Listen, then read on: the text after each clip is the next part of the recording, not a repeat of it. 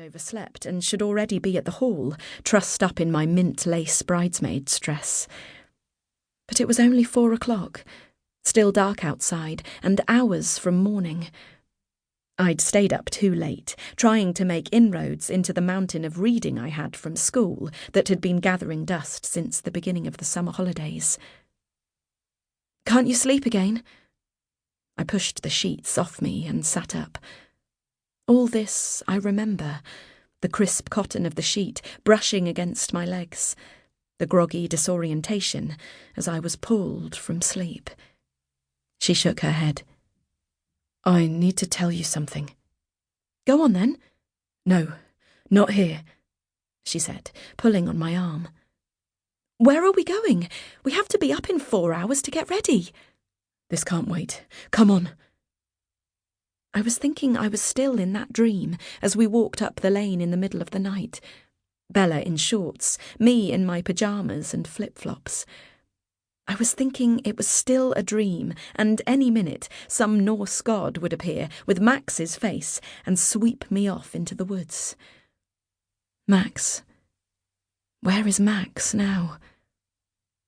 The night air was thick and still, hot even at that hour. It felt wrong, unusual for August. There should have been rain in the air, clouds to cover the stars and moon. The heat and dryness made it seem like I'd been transported somewhere else in my dreams, somewhere with warm seas, twisted olive trees, cicadas and bright lizards swarming the walls. Bella stopped by a crumbling ivy-choked wall and turned back to look at me. She bent down, laced her hands together. "I'll boost you over," she whispered.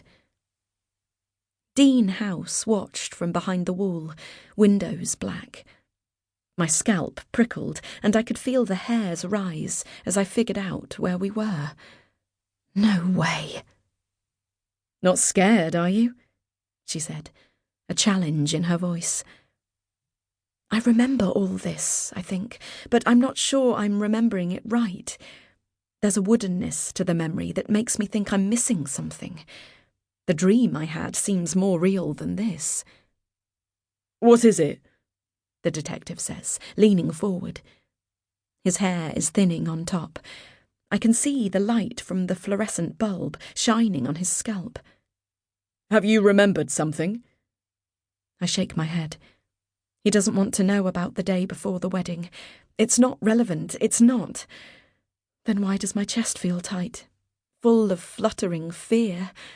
Why is the night at Dean House so vivid and the wedding a blank? I look up at the detective. "I remember going upstairs, and then I woke up in the ambulance." I pick at my nails. Is it my blood?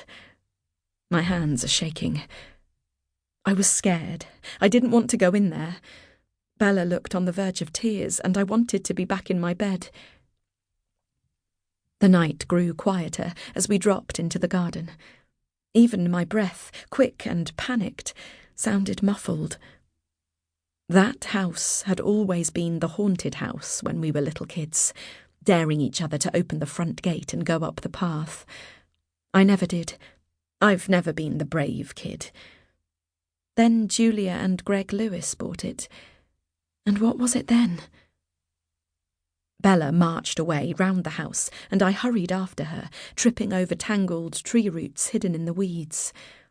I knew this garden well, but it was the house I was afraid of. Bella didn't stay in the garden. She went right to the front door and opened it. It wasn't locked. Wait, why wasn't it locked?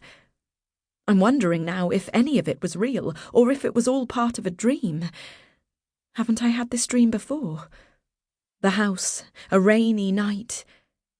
A scream, hidden by the roar of a monsoon-like downpour?